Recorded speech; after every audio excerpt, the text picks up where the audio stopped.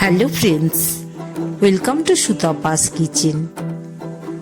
খুব সুন্দর একটি রেসিপি নিয়ে কিন্তু আজ আমি আবারও চলে এসেছি। ভেজ রেসিপি, খুব ভালো, তোমরা সাথে থাকো। দেখেই বুঝতে পারছো বেশ কতগুলো শসা চলে এসছে।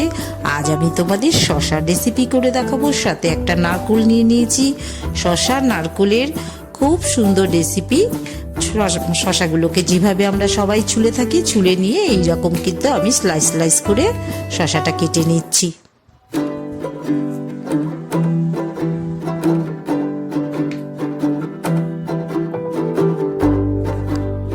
একইভাবে সমস্ত শসাগুলোই কিন্তু কেটে নিয়েছি। পরিমাণেও কিন্তু আমার অনেকটাই সবজি হবে। আলুগুলো একই রকম ডুমো ডুমো করে ছোট ছোট করে কেটে নিচ্ছি। দেখিয়ে দিচ্ছি তোমাদের, দেখো সাইজটা এরকমই ছোট ছোট করে তোমরাও রেডি করে নিতে পারো। হাফ চামচ লবণ দিয়ে কিন্তু শসাটাকে আমি ভিজিয়ে রাখবো। শসাটা যেই লবণ দিয়ে মেখে রাখবো, আর হাফ চামচ কিন্তু হলুদও মিশিয়ে দিলাম। খুব ভালো করে নুন দিয়ে হলুদ দিয়ে শসাটা মেখে রাখছি। তাহলেও কিন্তু শসা কিন্তু জল ছাড়া শুরু করবে।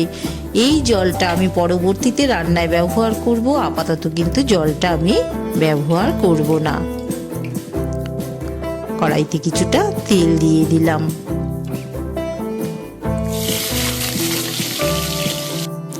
আলুগুলো ভেজে নিচ্ছি। খুব ভালো করে কিন্তু আলুগুলো ভেজে নেব। শসা তো নরম জিনিস, খুব বেশিক্ষণ সময় লাগবে না শসা বয়েলড হতে। তাই আলুটাকে খুব ভালো করে 1 চামচ লবণ, হাফ চামচ হলুদ দিয়ে কিন্তু ভেজে আমি তুলে নেব। সবসময় তোমরা তোমাদের পরিমাণের উপরে নুন হলুদটা ব্যবহার করবে। আমার যতটা আলু আছে সেইটুকুর জন্য আমি 1 চামচের মতন লবণ আর হাফ চামচ হলুদ দিয়ে ভেজে তুলে নেব।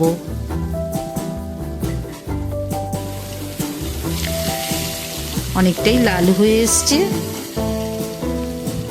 আর একটু ভেজে আমি তুলে নেব। হয়ে গেছে। এবার কিন্তু আমি তুলে নিচ্ছি আলুগুলো।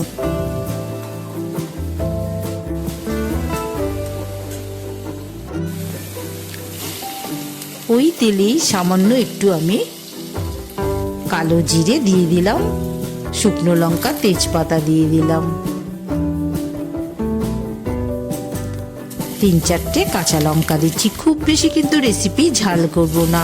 এবার শসাগুলো ওই তেলে একটু ভাজা ভাজা করে নেব। এই জাতীয় রান্না কিন্তু খুব বেশি ঝালের হয় না। বাকি শসাগুলোও মিশিয়ে দিচ্ছি। এই যে দেখো, অনেকটা কিন্তু শসার থেকে জল ছেড়ে এসছে। এবার কিন্তু নুনের পরিমাপটা ভালো করে বোঝা যায়। ওই যে জল, হলুদ, নুন যেটা রয়ে গেল, পরবর্তীতে ওটা দেখে মেশাবো। শসার থেকে কিন্তু আবারও জল ছাড়া শুরু হয়েছে। এই জলেই কিন্তু শসা সেদ্ধ হয়ে যাবে। খুব বেশি যদি জল থাকে তখন কিন্তু শসাটা একটু বেশি সেদ্ধ হয়ে যাবে। তাই জলটা আমি সরিয়ে রাখলাম। 2টো শুকনো লঙ্কা আর 1/3 চামচ রাঁধুনি দিয়ে দিলাম। সাথে সামান্য ছোট্ট এক টুকরো দারচিনি দিলাম। হাফ চামচ আমি কিন্তু ধনেও দিলাম।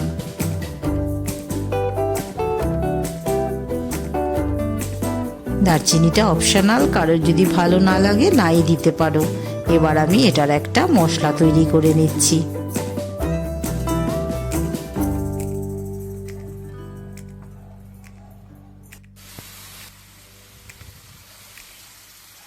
এই যে দেখো, একটু খুব কিন্তু মিহি পেস্ট করিনি, আমি একটু হাফ ক্রাস্ট করে কিন্তু রেখে দিয়েছি।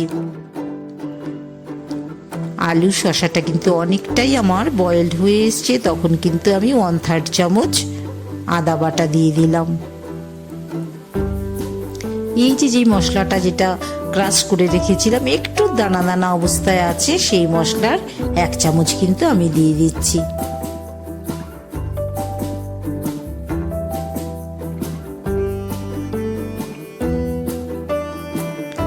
মশলাটা একটু দানা দানা আছে, সামান্য একটু জলে সেদ্ধ হবে এখনো।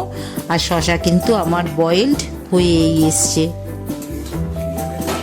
এবার কিন্তু আমি 1 চামচ চিনি মিশিয়ে দিলাম।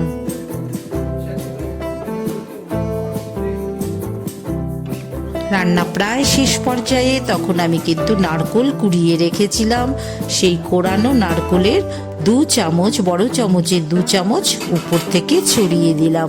এই নারকোলটাকে কিন্তু খুব বেশি বয়েলড করব না, নারকোলটা একদম কচি নারকোল, একদম উপর থেকে 2 চামচ আমি মিশিয়ে দিলাম। নামানোর পরে কিন্তু আমি আবারও একটু ছড়িয়ে দেব। ভীষণ টেস্টি রেসিপি, সবাই একটু ঘুরিয়ে ফিরিয়ে এরকমভাবে খেয়ে দেখো।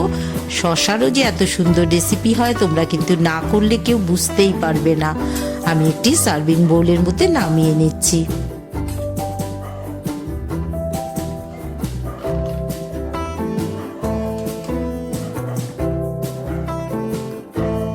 উপর থেকে কিন্তু একটুখানি নারকেল কুচি দিয়ে, নারকেলের কোড়া দিয়ে আবার যে গ্রেভিটা রয়েছে সেই গ্রেভিটা একটু মিশিয়ে দিলাম।